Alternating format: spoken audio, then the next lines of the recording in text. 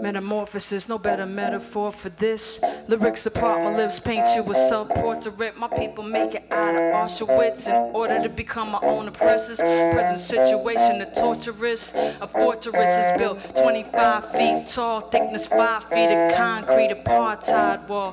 Call it a security. In the last panel discussion, there was a lot of conversation about intergenerational conflicts. And in my dear mother and mentors, Dr. Kathy Cohen's work on the Black Youth Project, she did a survey that found that 40% of black youth feel that black Americans who are over the age of 40 do not respect them. And we can look at prime examples of Bill Cosby, Oprah, President Obama, to say the least. Even legislators in the state of New York who are trying to criminalize saggy pants. And my question to the panel that I want to throw out, and anyone can answer this, is number one, how do we bridge that divide? And number two, what role is intergenerational conflicts having, and what role is intergenerational conflicts doing to stymie the progress of social movements? Well, you know, I think that when we talk about the greatest generation and when we speak about our great-grandparents and our grandparents, we had a great generation that failed to teach their children how to be a great generation.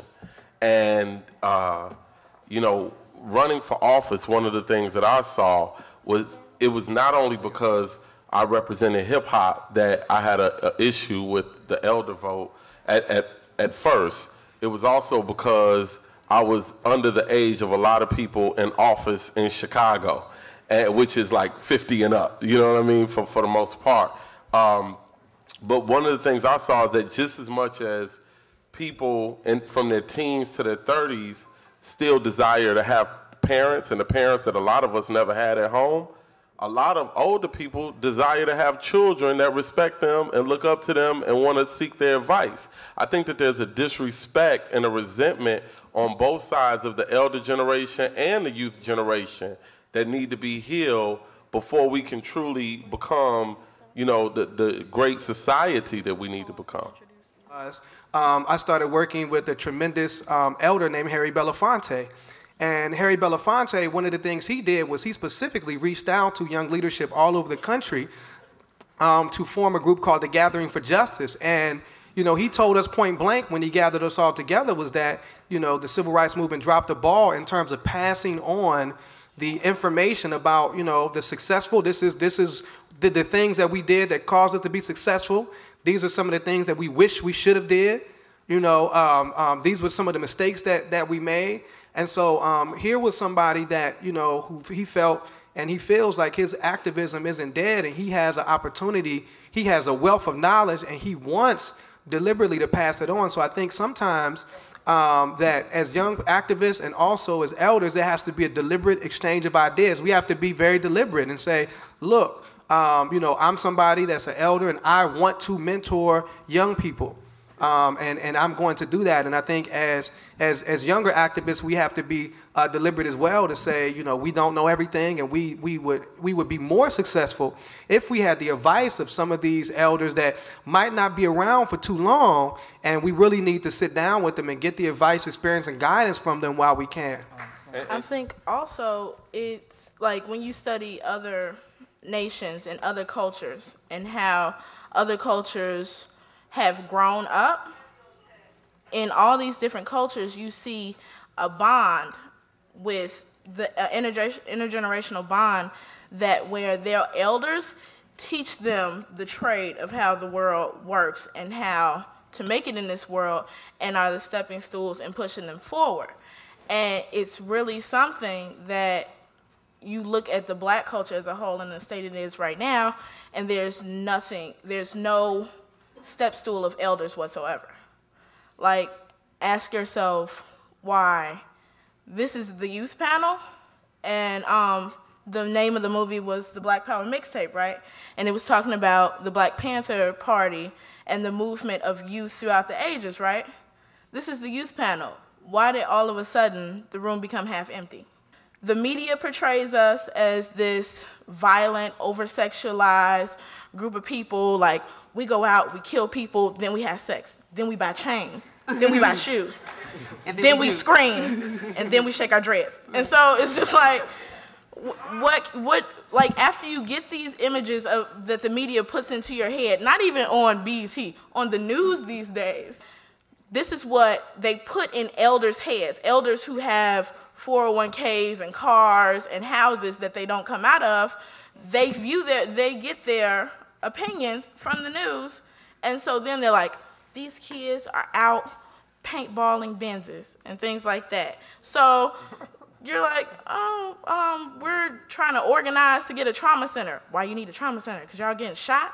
Why y'all getting shot? It's just like, that's the end. They're scared of us, and we're rejecting them because we know that they're scared of us. And it's like, why are you scared of us? Like, we're lost and we're helpless because the previous generation before us has dropped us.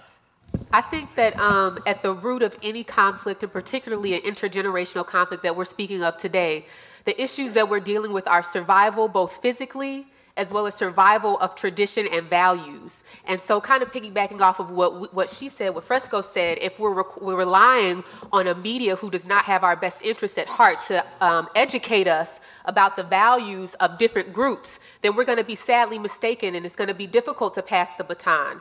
I don't necessarily think that it was the fault of previous generations, but I've heard my mother say, who was, a teenager during the 60s, to say that, I wanted to give you everything that I didn't have. And so I think that on that level, the previous generation, just like our generation, was suckered into consumerism, which is what definitely distracted us from the revolution. And so in giving our generation everything they didn't have, we are at a place of wealth and privilege that our parents didn't have. And that gives us different values, and that gives us different things that we want to be revolutionary about. I am a 20-something, who graduated from college, and I followed all of the rules, and there are no jobs. If I want to be a teacher, they're getting laid off. There is no art in schools. So I'm required to build systems myself in order to make that so. And I think that at the end of the day, we need to stop relying on outside things to educate us about what's going on in our own homes and in our own communities. And that's really the only way that we're going to get to any level of truth and wisdom to be shared. I mean, this was, as Rhymefest said and Jaziri said, it was a one-on-one thing where they were able to interact with each other. It wasn't, oh, I saw you on the news and so I decided. It was like, no, I'm reaching out to you. Here's my hand. Let me pull you upwards. And so there really needs to be an honest dialogue starting in our homes and families to bridge the generational gap. And I think that even hearing from my mother, for her to say, I gave you everything that I didn't have, that really helps me to understand that coming from the poverty that she came from, I was able to grow up to be a middle-class Black American, which was very rare during the 60s. And so from that place, the values that I have and the things that define revolution for me are not about race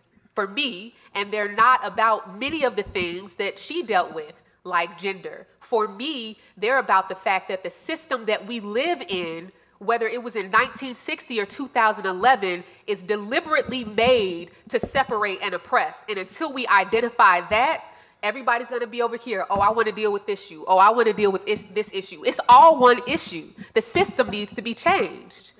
That's what our parents want and generations before, and that's what we want too. And that's the common value that needs to survive.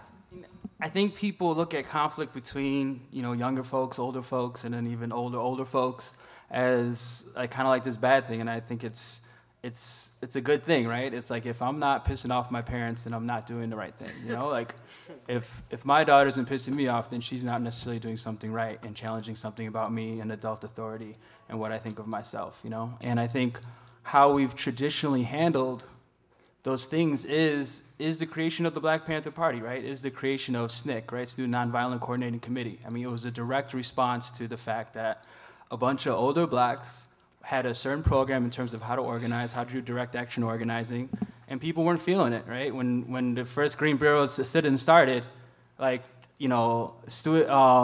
Christian Leadership Council wasn't feeling that, right? NAACP was not feeling it. They were like, they're going way too ahead of what we're trying to do. And the same thing happened with the Black Panther Party, but it was primarily young folks saying, I feel what you're doing at this level, but we need it more, and we need it more radical, and we need it more from our Black radical tradition.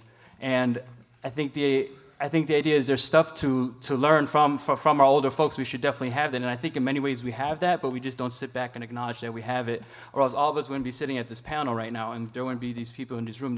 The issue is right now, and what the late 50s got right and what the 60s got right is bringing it to scale, right? How do you bring it to scale to, at least within this country, at a national level where it's part of everyday, like regular people's lives, right? Or like how if you ever talk to someone about how things were when Harold Washington was running for mayor, you know, like you'll hear like it was, you know, like people were just talking about politics, right? People were just talking about movement building. People were just talking about like bills that were going in the legislature and at the city council, you know? And so, and when it comes to more so scale issues, then that's when we have to start looking at how do we build institutions and how do we build communities that actually can take care of the issues that we have? Because, I mean, we know the problems. We've been knowing the problems forever, right? I mean, like, our families have been teared up for generations upon generations, right? So we don't respond with saying, you need to be a better family person, like you need to marry a man and you need to marry a woman. We respond with community, right? We respond with community empowerment. We respond knowing that, like, hey, that we have to think outside of like all the other stuff that like basically that master gave us in terms of understanding how we heal ourselves. Like I learned the things that I learned about freedom struggle, about movement building, not necessarily from my parents, right? I barely learned how to like maybe balance a checkbook from my parents, but I learned from older folks who are within my larger community how to actually be the person that I am today. And it's to me the solution is always organizing, and then second is always community. And even if you like start looking at like the later writings by like Huey P., he started talking about moving from Black nationalism into intercommunalism, and that being the way where we can get that intergenerational dialogue happening and happening at a constant rate. Man, we could say, why isn't there more older people in the audience? And I agree with you. But why ain't there more younger people in the audience? I mean, look, every youth movement is filled with youth. You know what I'm saying? And it's like, if we really gonna be real about it, you know, man, Waka Flocka have a concert, it'd be filled up with young people. There is a disconnect with youth. And look, I understand why, this is just me, I understand why it was so many older people doing the Black Panther portion.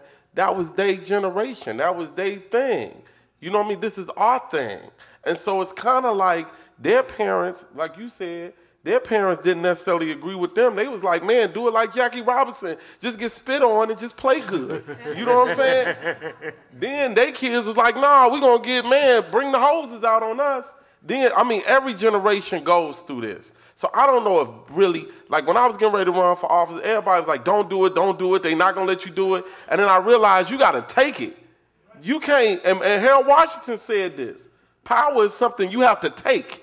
It's not gonna be given to you. Your parents ain't gonna give it to you. The white man ain't gonna give it to you. Barack ain't gonna give it to you. Power is something you have to take.